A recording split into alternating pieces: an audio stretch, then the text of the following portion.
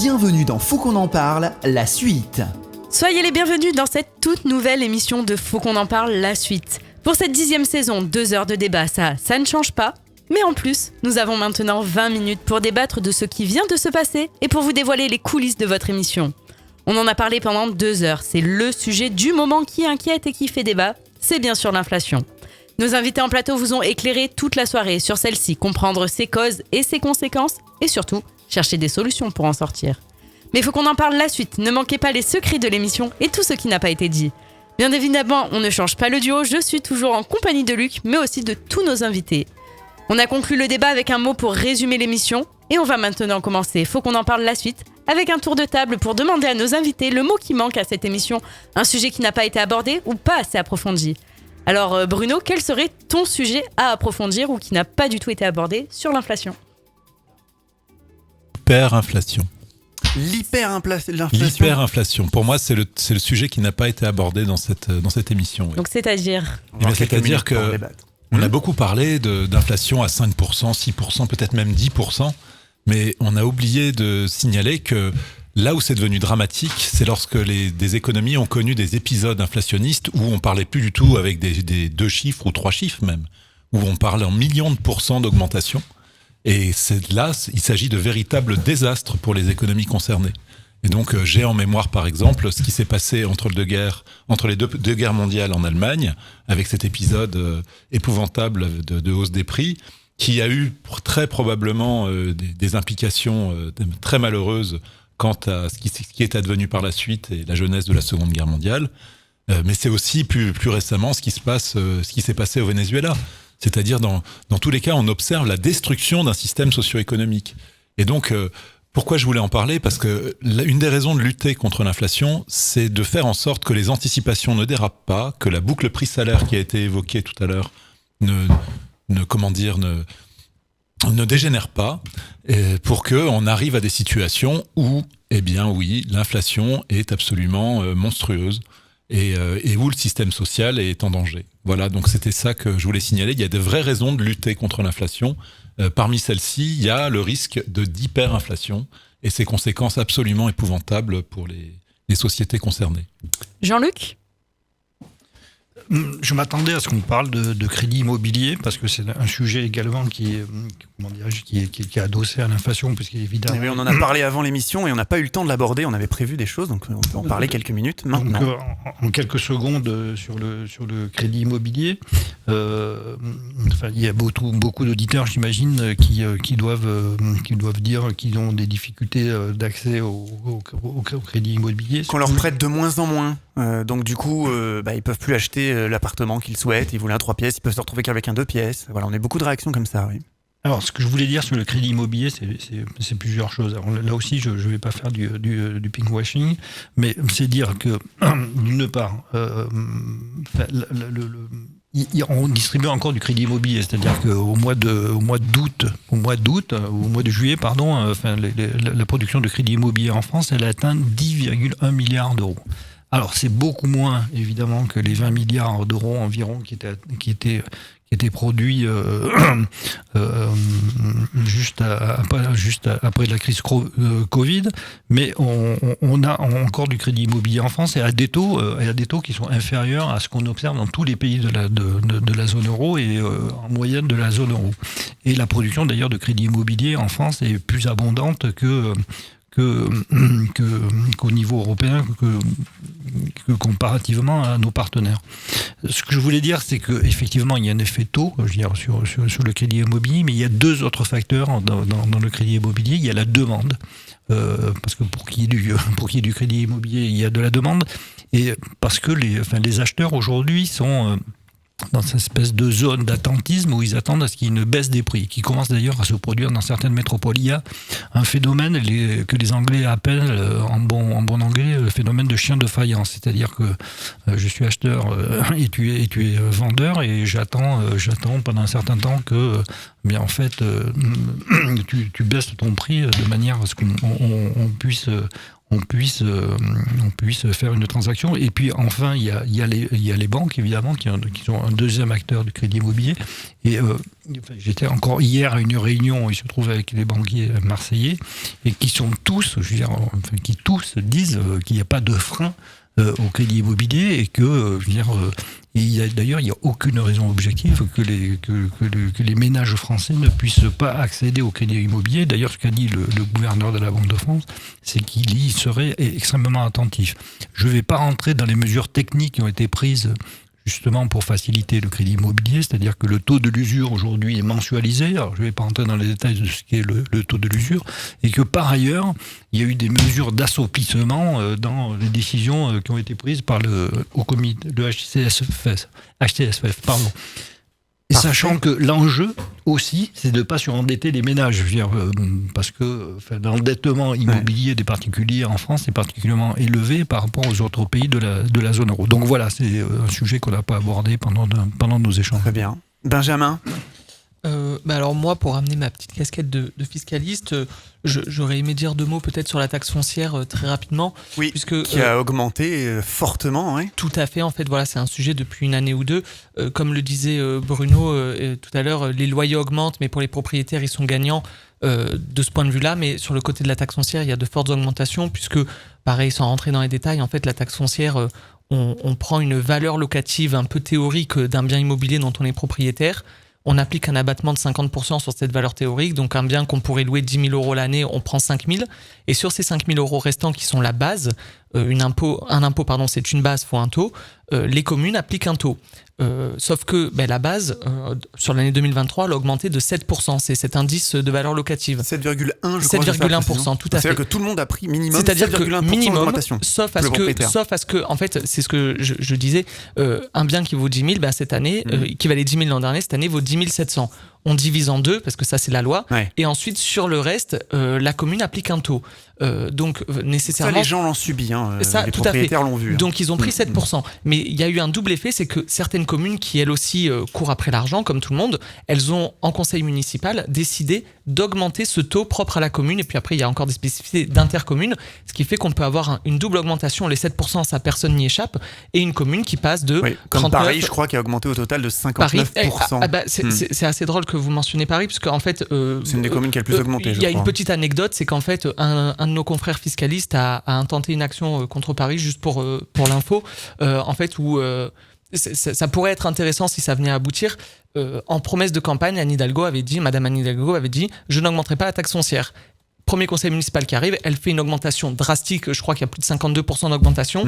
Et donc en fait, sur le principe de la confiance légitime, et parce qu'à Marseille l'an dernier, il y avait une augmentation de 14% qui a été annulée par le tribunal administratif, sur la base de ce principe et de cette précédente décision qu'il y a eu à Marseille, le confrère a attaqué, et ça remettrait un peu en cause ce que disait Jacques Chirac, que les promesses engagent que ceux qui y croient, mais sur le principe politique, peut-être qu'elles engageraient ceux qui les prononcent, et ça pourrait être intéressant à faire à suivre. Régis ?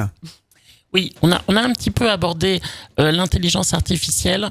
Je pense qu'il y aura un impact majeur. Pourquoi ? Parce que ça change les produits, la qualité des produits. Il peut y avoir des nouveaux produits. Ça change les process de production des produits. Et donc, ça va changer les prix des produits. Voilà, donc c'est là le lien avec l'inflation, premier point. Deuxième point, sur le marché du travail, ça change aussi tout. Dans certains cas, le type de travail, les conditions de travail et donc le salaire, qui est un prix, qui est le prix du travail. Et donc ça, c'est des conséquences peut-être de plus long terme, mais dont les premiers éléments devraient arriver dans les prochaines années. Élodie ? Oui, alors un petit mot de prévention peut-être aussi pour les personnes qui nous écoutent. Si vraiment vous vous sentez en détresse très importante vis-à-vis de votre situation financière, des troubles du sommeil, des insomnies, des troubles alimentaires, une anxiété très forte en fait et des idées de plus en plus sombres, il va être hyper important et indiqué que vous consultiez un psychiatre et que vous ne restiez pas seul avec cette souffrance, cette détresse.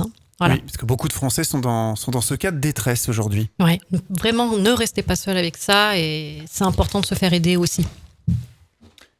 On passe tout de suite au ressenti plutôt de nos auditeurs. On a eu un peu le ressenti de nos invités. Vous avez été nombreux à participer à nos sondages. Donc tous les mois, on mettra 2 questions sur nos réseaux sociaux. Donc n'hésitez pas à y répondre et à y participer. Notre première question était: faites-vous plus attention au mois de septembre 2023 à votre budget? Alors vous avez été 87% des Français à déclarer faire beaucoup plus attention à votre budget face à l'inflation, sauter des repas ou par exemple ne plus manger de viande. Qu'est-ce que vous en pensez? Est-ce que c'est réellement la solution au problème de l'inflation? On va peut-être commencer par Elodie. Alors, je ne sais pas si c'est la solution, mais ce qui est sûr, c'est que ça demande une adaptation vis-à-vis de son budget global. Donc forcément, je ne suis pas coach en finance ou en gestion de budget, mais il est certain qu'il faut prendre des décisions et ça passe parfois Sauter des repas, c'est quand même... C'est pas l'idéal. Mais il y en a qui sont obligés de le faire. Mais je pense que Financièrement, c'est pas de gaieté de cœur, à mon avis. Après, j'espère qu'il y a d'autres alternatives. Peut-être que ça va juste, mais ça n'a rien à voir avec les professions, mais peut-être que ça va favoriser, on y revenait un peu sur l'économie verte, etc., des circuits plus courts et plus locaux, puisque selon ce qu'on achète, lorsque déjà c'est de saison et c'est local, ça coûte aussi moins cher, et ça c'est bête, mais on n'achète pas certains fruits et certains poissons quand c'est pas la saison, ou alors on en paye le prix. Donc peut-être que sans se restreindre, il faudrait réapprendre à manger ce qui est de saison, puisque nécessairement le prix a priori devrait être en adéquation avec l'offre et la demande. Oui. Et oui, apprendre à mieux consommer en fait. Bruno? Oui, alors c'est sûr que si tous ensemble on arrête de consommer, enfin on fait chuter notre consommation, la demande va chuter, et si cette demande chute, les prix vont baisser. Il y aura un impact sur les prix, il n'y a aucun doute. Mais là on est en train de parler d'une catastrophe en fait. C'est-à-dire le sujet c'est pas seulement les prix. Le sujet c'est à la fin ce qu'on arrive à consommer, ce qu'on arrive à investir aussi. Et si la baisse de prix s'obtient par le biais d'une chute de la consommation, en fait, non, on a perdu quoi. D'accord. Voilà. Régis ? Oui.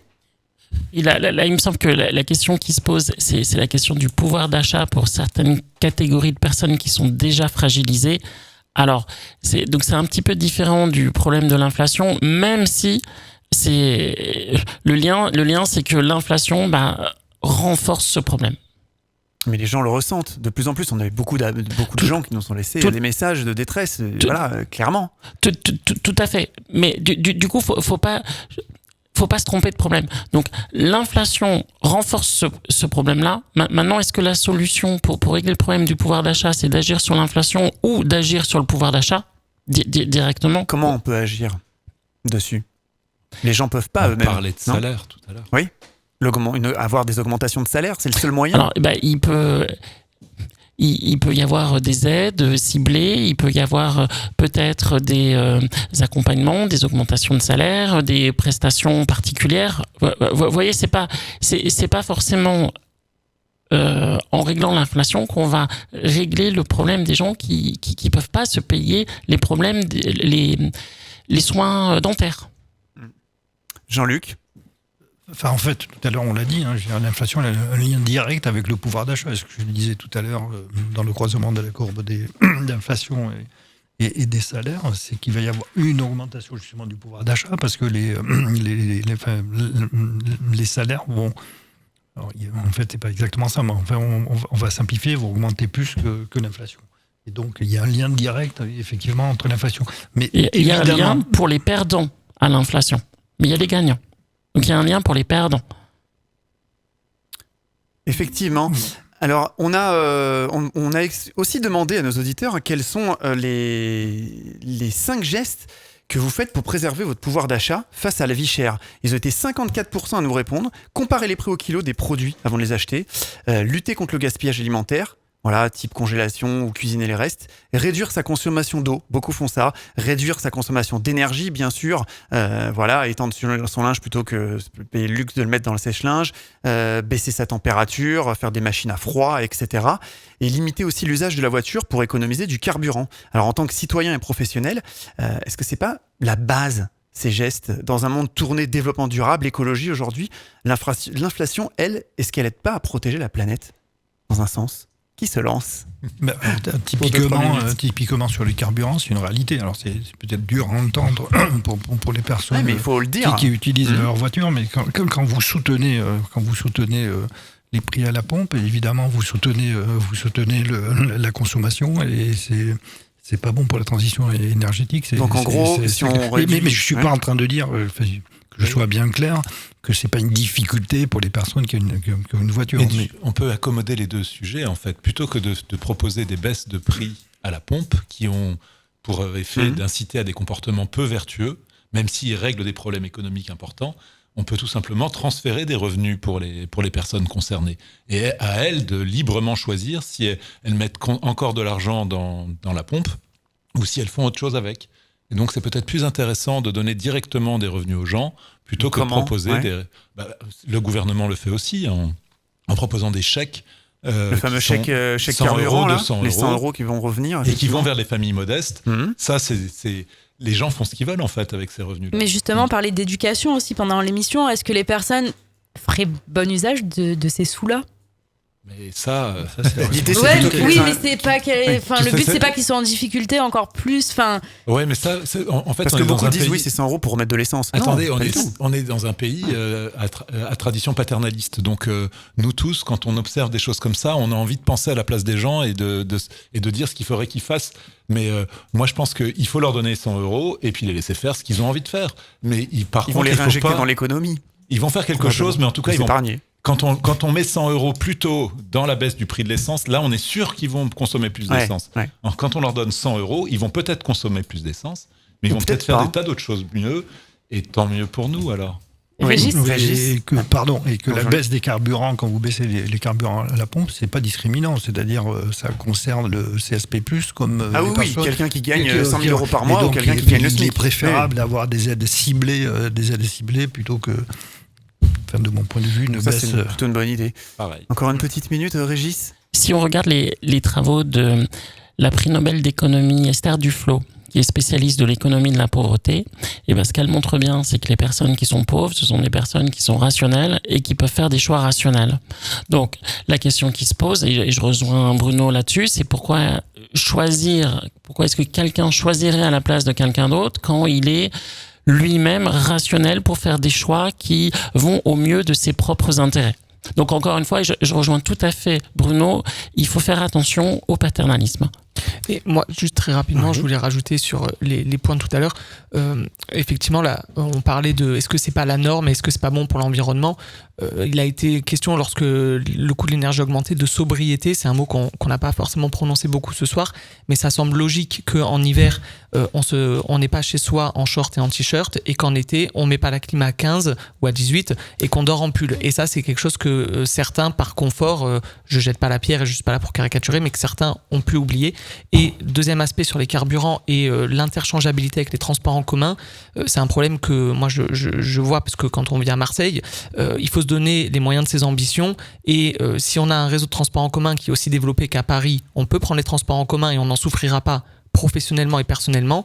Si le réseau de transport en commun n'est pas assez développé et qu'on n'a pas donné les moyens des ambitions, nécessairement, le Marseillais est égoïste, il prendra sa voiture et il continuera de contribuer, parce que en transport en commun, il n'y a pas assez d'offres, et ça, c'est quelque chose qu'il faut aussi revoir, et c'est la responsabilité des pouvoirs publics, je le dis parce que c'est logique, mais c'est la responsabilité des pouvoirs publics de mettre en place des actions concrètes pour qu'on puisse se donner les moyens de nos ambitions.